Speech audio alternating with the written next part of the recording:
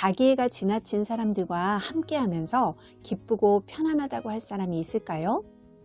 나르시시스트와 함께하는 대부분의 사람들이 내적 혼란과 고통을 느끼죠. 그런데 그렇게 힘들면서도 실제로 나르시시스트를 대할 때 그 마음가짐이나 행동이 사람마다 다 달라요. 즉, 그 속내야 어떻든 자신의 내적 상태에 따라 나르시시스트에게 다르게 반응한다는 거죠. 이번 영상에서는 우리가 나르시시스트처럼 자기애적인 사람과의 관계 속에서 어떤 태도를 보이는지 그 반응 유형을 6가지로 살펴보려 해요. 제일 먼저는 찬사형을 들 수 있어요. 자기애적인 사람들에게 찬사를 공급하는 유형의 사람들이죠. 이들은 열등감에 시달리는 경우가 많아요. 자신에게는 없는 당당함을 동경하면서 닮고 싶은 욕구 때문에 나르시시스트에게 찬사를 보내죠. 이 유형의 사람들은 상대를 치켜 세우고 상대가 돋보이게 도우면서 자신의 가치를 높이려 해요. 진짜 속마음이야 어떻든 맞장구 치면서 나르시시스트가 좋아할 만한 행동을 하면 너스레를 떨죠. 상대의 실수는 보지 않으려 하고 혹 실수가 보인다 해도 모른 척하면서 상대를 이상화시켜요. 자기가 치켜 세워주는 대상에게서 자신이 되고 싶은 그 정체성을 발견하기 때문이죠. 자신에게는 없는 매력과 활동성을 보이는 나르시시스트와 하나됨을 꾀하면서 그들의 특성들을 자기의 것으로 취하고 싶은 거예요. 그래서 이득이 주어지는 한 아무리 괴로워도 아무 문제가 없는 것처럼 융합된 관계를 유지해요. 찬사를 공급해 줌으로써 나르시시스트의 자존감뿐만 아니라 자신의 자존감도 강화된다고 느끼니까요. 이런 면 때문에 나르시시스트에게 이 유형의 사람들은 이상적인 파트너죠. 나르시시스트는 자기를 향한 박수부대를 간절히 원하고 그들의 갈채를 통해 힘을 얻어요. 그러니 나르시시스트가 이런 유형의 사람을 만나면 얼마나 신이 날까요? 그렇지만 문제는 나르시시스트가 그들을 중요하게 여기지 않는다는 거예요. 단지 그들이 자기를 향해 보내는 찬사가 중요할 뿐이에요. 그래서 찬사형 사람들이 칭찬과 인정 그리고 주목받기를 원하는 한 나르시시스트에게 계속 착취당할 수밖에 없는 구조인 거죠. 두 번째 유형은 두려움형이에요. 두려움이 많은 유형들은 내적 불안과 자기 회의감으로 시달려요. 그렇게 자기 자신에 대한 신뢰가 부족하다 보니 관계 속에서의 갈등이나 일을 하며 생기는 오류들을 자기 탓으로 돌리며 자기를 비하하죠. A는 강의 중에 하품하는 학생과 눈이 딱 마주쳤어요. 그 순간 내 강의가 지루하구나 라고 생각했죠. 실패자라는 느낌이 확 들었고 얼굴이 화끈거려서 어떻게 강의를 끝냈는지 기억도 안 나요. 옆 강의실 나르시시스트 동료가 자신의 강의가 성공적이었다며 거들먹거리는 걸 보면서 A는 더욱 쪼그라들었죠. 두려움이 많은 유형들은 A처럼 이렇게 자기 무시가 기본적으로 내재되어 있어요. 그러니 잘못을 상대에게 뒤집어 씌우며 심적 부담을 덜는 데 능한 나르시시스트가 볼 때 착취하기 아주 딱 알맞은 대상이겠죠. 자기를 불신하는 두려움형들은 상대와의 하나됨을 통해 안정감을 얻으려 해요. 그래서 상대의 기대에 맞춰주면서 복종하느라 자기 것을 포기해버리죠. 그러다 보니 자신의 개성이나 역량을 제대로 발휘하지 못해요.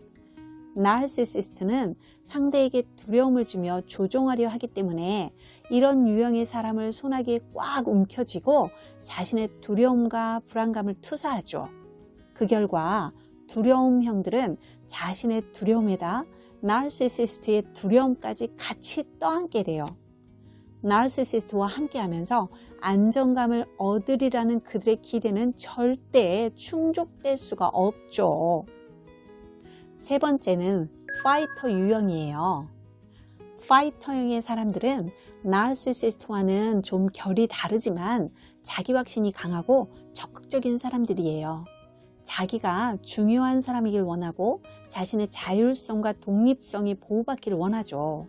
상대방이 비록 나르시시스트라 해도 동등한 관계를 유지하길 원하며 어떤 합의도 거부해요. 논쟁하는 걸 두려워하지 않고 투쟁을 통해 자기가 원하는 걸 얻는 과정에서 자존감이 높아져요. 파이터형 사람이 나르시시스트를 만나면 힘겨루기를 즐기니 격렬한 언쟁이 벌어지기 쉬워요. 그렇게 자기애적인 사람들과 대놓고 맞서면서 마찰을 빚어요. 그럴 때 그들 가운데서 중재자 역할을 하는 사람들이 피해를 보게 되고 괴로운 형국이 되겠죠. 네 번째 유형은 수동 공격형이에요. 사실 수동 공격형 사람들은 겉으로는 부드러워 보일 수 있어요. 하지만 그 내면에는 파이터형처럼 공격성이 내재되어 있는데 표출 방식이 다를 뿐이죠. 수동 공격형들은 갈등 상황에서 흥분하거나 시끄럽게 굴지 않아요. 오히려 입을 꾹 다물고 타인과의 접촉을 피하며 소극적으로 행동해요. 그러나 내적으로는 자신들이 부당한 대우를 받은 피해자라고 아우성을 치고 있지요. 왜냐하면 문제가 발생할 때마다 상대에게 책임이 있다고 생각하기 때문에 억울함이 늘 많아서 그래요. 인정받고 싶어서 협조적인 척 하지만 실상은 상대를 거부하면서 자기에게 책임을 물을 수 없게 만들어요. 또 교묘하게 남들이 자기 대신 책임을 떠맡고 자신을 보살피도록 부추기는 재주가 있어요. 이런 행동의 근간에는 자신을 보호할 수 없다는 불안감이 도사리고 있죠. 이들의 고집과 융통성 없는 태도는 자신을 지키기 위한 일종의 방어기제예요. 이들은 대개 어린 시절 간섭하고 통제하는 부모 아래서 바운더리 없이 성장했을 가능성이 커요. 자신의 자율권이 침해당하는 게 싫어서 거부를 통해 자신의 경계를 세우려는 태도를 갖게 된 거죠. 이런 유형은 나르시시스트와 함께할 때 자기를 보호하지 못할 것 같아 거리를 두려고 안간힘을 써요. 그러니 자신과 하나됨을 대놓고 바라는 나르시시스트가 볼 때 이런 사람들이 달가울 리 없죠. 그저 거추장스럽고 도움 안 되는 존재일 뿐이에요. 다섯 번째는 체념을 잘하는 유형이에요. 여기서 체념이란 상심이 큰 나머지 탈출구가 없는 상황이라고 여기며 더 이상 아무런 희망도 갖지 않고 포기하는 걸 뜻해요. 출구가 없다고 느끼니 이 체념 속에는 절망이나 슬픔, 고통, 그리고 분노의 감정이 한데 얽혀 있죠. 펜실베니아 대학교 사회심리학 교수인 마틴 셀리그만은 체념을 일종의 학습된 무력감이라고 했어요. 한번 무력감이 자리를 잡으면 한동안 모든 것에 무감각해지죠. 체념형의 사람이 나르시시스트의 들쑥날쑥한 기분과 평가절하 일색인 태도에 노출될 경우 심한 긴장 상태를 보이며 신체화 증상을 호소하기도 해요. 만약 친절하고 우호적인 듯하다 깎아내리며 거부하는 식의 예측 불가능한 태도를 자주 보이는 나르시시스트 상사가 있다면 이들은 자신이 비위를 맞출 수 없다는 무력감에 빠져서 체념에 이르게 되죠. 체념한 사람은 자기 자신을 운명에 맡겨버리고 고통스러워해요. 그래서 이 유형의 사람이 나르시시스트를 만나면 자신의 자율권을 포기하고 수동적으로 종속돼요. 상대가 좋아서가 아니라 체념으로 인한 무력감으로 거리를 둘 힘이 없는 거예요. 이들은 상대와 하나가 되어 자기 자존감을 강화시키려 하지도 않고 상대를 이롭게 하려고 노력하지도 않아요.